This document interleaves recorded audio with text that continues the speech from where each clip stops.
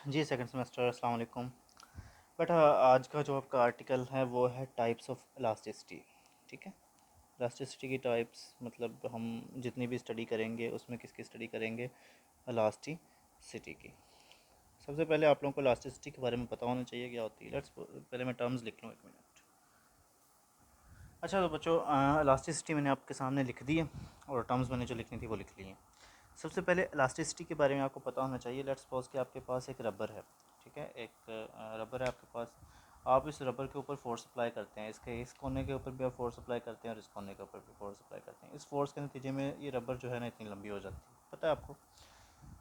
अब आपका दिल किया कि ठीक है, बस काफ़ी फोर्स मैंने एक्सर्ट कर दी है, और आप अचानक उस रबर को क्या कर देते हैं, इसके ऊपर जो फोर्स आपने अप्लाई की हुई थी इसको छोड़ देते हैं।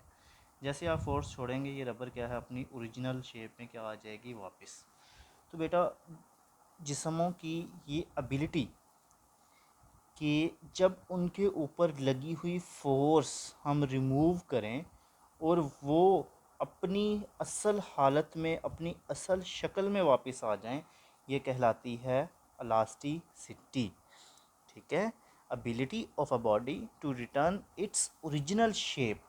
किसी जिस्म की एबिलिटी कि वो अपनी असल शेप में वापस आ जाए क्या कहलाता है, इलास्टिसिटी। अच्छा, इलास्टिसिटी में होता क्या है, लेट्स सपोज कि यहाँ पे एक एटम था जब बॉडी बिल्कुल रेस्ट पे थी। जब हमने अब इसको खींचा है ना, ये अपनी मीन पोजीशन से हट के कहीं यहाँ पे चला जाता है। मतलब ये है कि एटम्स की जो मीन पोजीशंस हैं अपनी मीन पोजीशन के हिसाब से क्या हो जाती है, चेंज। जैसे ही हम उसको डी फोर्स करते हैं, उसके ऊपर से लगी हुई फोर्स रिमूव कर देते हैं, तो वो जो एटम है वो वापस कहाँ पे आ जाते हैं, अपनी ओरिजिनल शेप पे। ये होती है इलास्टिसिटी के अंदर वाली चीज़ें।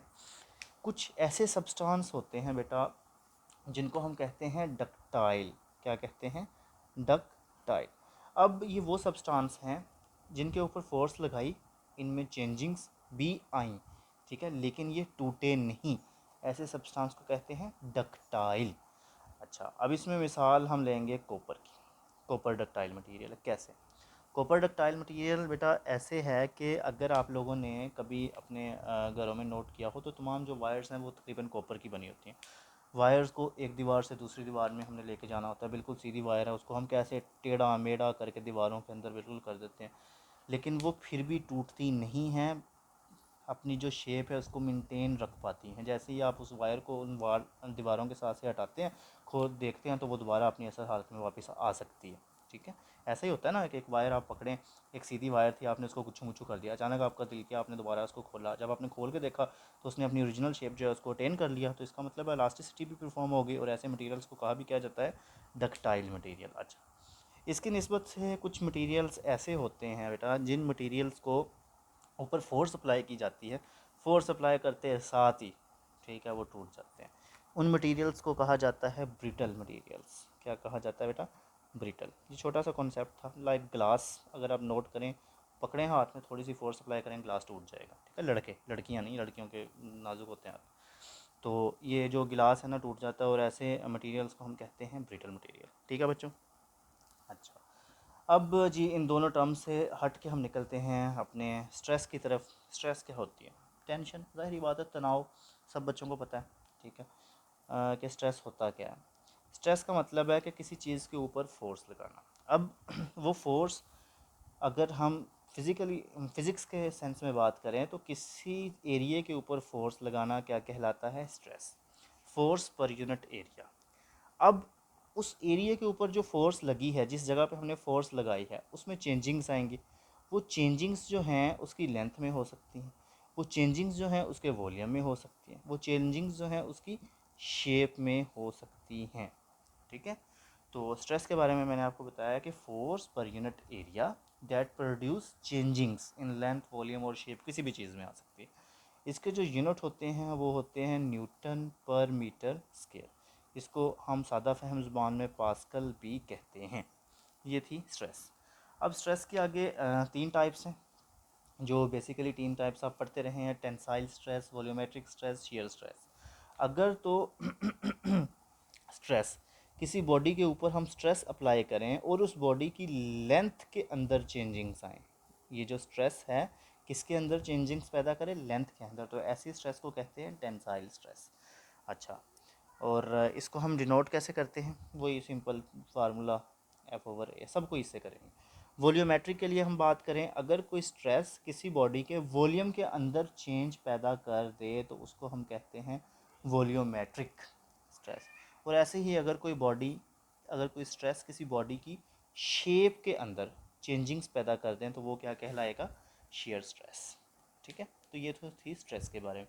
अब एक चीज़ देखें कि अगर स्केल के ऊपर मैं फोर्स एक्सर्ट करता हूँ, इस फोर्स को तो मैंने स्टडी कर लिया, स्ट्रेस आता है, इस फोर्स के नतीजे में इस बॉडी के अंदर जो चेंजिंग्स आई हैं अब मैं उसकी स्टडी करूँ तो वो कहलाएगा स्ट्रेन।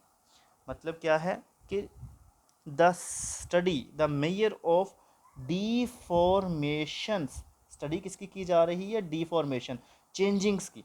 वो चेंजिंग्स जो इस स्ट्रेस के नतीजे में किसी बॉडी के अंदर पैदा हुई हैं वो क्या कहलाती है, स्ट्रेन कहलाती है। अच्छा, अगर तो वो चेंजिंग्स किसी बॉडी की लेंथ के अंदर पैदा हुई है, रबर थी, रबर की अगर आप खींचे तो जाहिर बात है उसकी लेंथ चेंज हो रही है, तो उस चेंज को कहेंगे स्ट्रेन, टेंसाइल स्ट्रेन। ठीक है, और अगर वो चेंज किसी बॉडी के वॉल्यूम के अंदर पैदा हो रही है तो इसको हम क्या कहेंगे, वॉल्यूमेट्रिक स्ट्रेन। और अगर वो चेंज किसी बॉडी की शेप के अंदर पैदा हो रही है इसको हम कहेंगे शेयर स्ट्रेन। अच्छा, तो इसको हम फार्मूलेटिकली अगर डिफ़ाइन करना चाहें तो बेटा जो टेंसाइल है, change in length per unit length, मतलब जो चेंज आया है उसको ओरिजिनल लेंथ पे डिवाइड कर दें तो टेंसाइल स्ट्रेन आ जाएगा। इसी तरह अगर हम बात करें वॉल्यूमेट्रिक की, तो वॉल्यूमेट्रिक में वॉल्यूम चेंज होता है। ठीक है, किसी बॉडी का वॉल्यूम चेंज हो विद और उसके ओरिजिनल वॉल्यूम पे डिवाइड कर दें तो हमें वो वैल्यू बता देगा कि इतनी चेंज ही आई थी, और इस स्ट्रेन को हम कहेंगे वॉल्यूमेट्रिक स्ट्रेन। और अगर किसी बॉडी की शेप, शेप से मुराद एरिया होता है, ठीक है, किसी भी बॉडी का, किसी बॉडी के एरिया के अंदर चेंजिंग्स आ रही हैं तो इस चेंज को उस एरिया के ऊपर डिवाइड करेंगे तो शेयर आ जाएगा, शेयर स्ट्रेन आ जाएगा। तो ये तो थी अलग अलग टर्म्स हमने पढ़ ली। अब जो बेसिक था आर्टिकल आपके कोर्स का जो पार्ट है वो है टाइप्स। ठीक है, इलास्टिसिटी की। तो टाइप्स को पढ़ने से पहले आपको मॉडुलस ऑफ इलास्टिसिटी के बारे में पता होना चाहिए। इसकी भी मैं टर्म्स लिख लूँ, एक सेकंड बेटा। अच्छा, तो टर्म्स मैंने बेटा लिख ली हैं। मॉडुलस ऑफ इलास्टिसिटी, बेटा मॉडुलस ऑफ इलास्टिसिटी एफएससी में आप करते रहे हैं, रेशियो है किसके दरमियान, स्ट्रेस टू स्ट्रेन। ठीक है, अगर हम इस रेशियो को स्टडी करें तो ये जो रेशियो कहलाती है मॉडुलस ऑफ इलास्टिसिटी।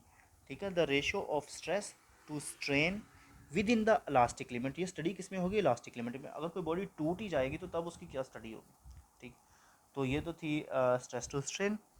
अच्छा, अब इसकी जो आगे टाइप्स हैं, जो हमारा मेन आर्टिकल है, ठीक है, वो छोटा सा था इसलिए ये 7 चीज़ें एक्सप्लेन करती हैं।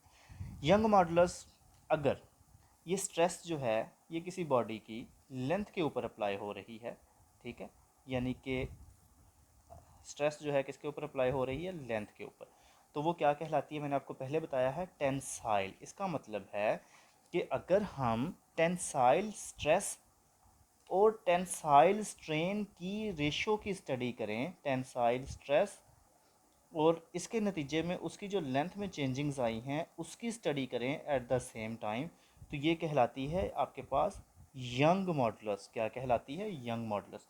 इसका फार्मूला क्या होगा बेटा, आपको पता है स्ट्रेस का फार्मूला क्या होता है, F/A, और जो टेंसाइल स्ट्रेन स्ट्रेस है उसका फार्मूला क्या होता है, डेल्टा L/L।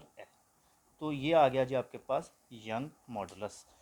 अच्छा, इसी तरह अगर किसी बॉडी के वॉल्यूम के अंदर, अगर हम किसी बॉडी के वॉल्यूमेट्रिक स्ट्रेस, ठीक है, टू वॉल्यूमेट्रिक स्ट्रेन, वॉल्यूमेट्रिक यानी कि किसी बॉडी के जो ऊपर स्ट्रेस अप्लाई किया गया है उसके वॉल्यूम में चेंजेस पैदा कर रहा है और उस वॉल्यूम में कितनी चेंजेस आई हैं इसकी रेशियो को अगर हम स्टडी करें तो ये कहलाता है बल्क मॉडुलस। इसका फार्मूला बेटा क्या होगा, F/A डेल्टा V/V।